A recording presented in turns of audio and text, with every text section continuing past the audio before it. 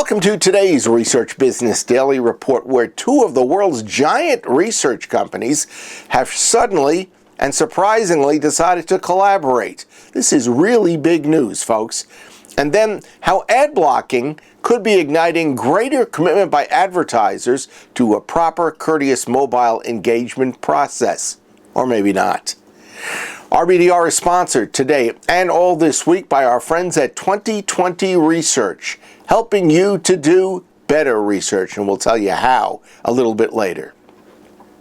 Something happened this week that no one would ever have predicted.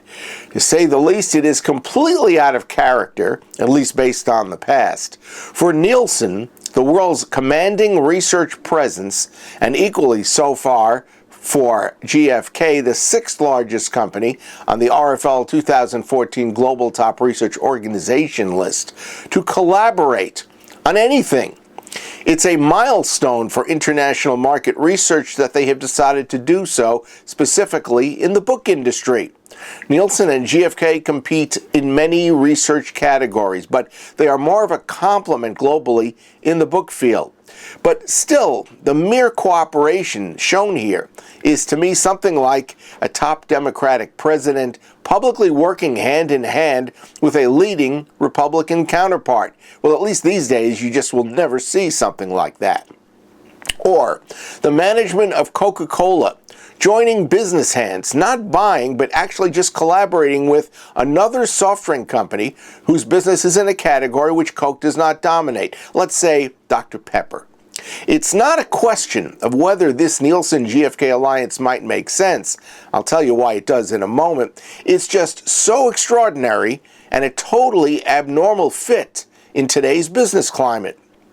In this research deal, Nielsen's US and UK book research is going to be integrated into GfK's book business databases, and it is hoped that this will provide an overview of bestsellers, hot topics, and top authors in different genres, producing sales conclusions that are important for marketing in many European countries. It is a crucial foundation, according to GfK Entertainment Dr. Matthias Gilloth, in forming a better overview of an increasingly internationalized market.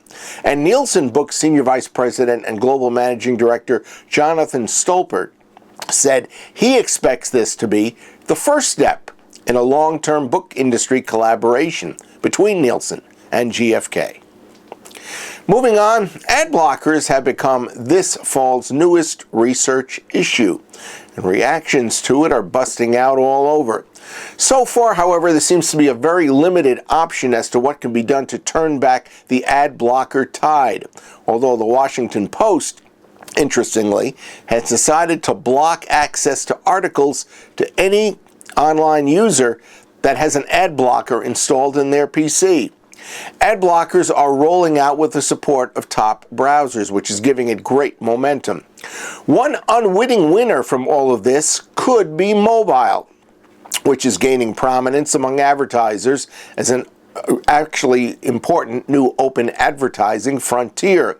And FourthSource.com's Oysen Lunny blogged how ad blocking is both pressuring advertisers to turn their attention to mobile and also energizing their ability and their interest in mobile engagement. Lunny wrote that mobile and mobile advertising needs to do what it has not done on the internet. It must put consumers and customers first. Now that means putting customers in control of how they choose to engage with advertisers and marketers. And it also means understanding how to deal with customers on numerous levels that the customers prefer, selecting the platforms that they like, and how most effectively to utilize SMS solutions. Smart, relevant, personalized engagement is the goal.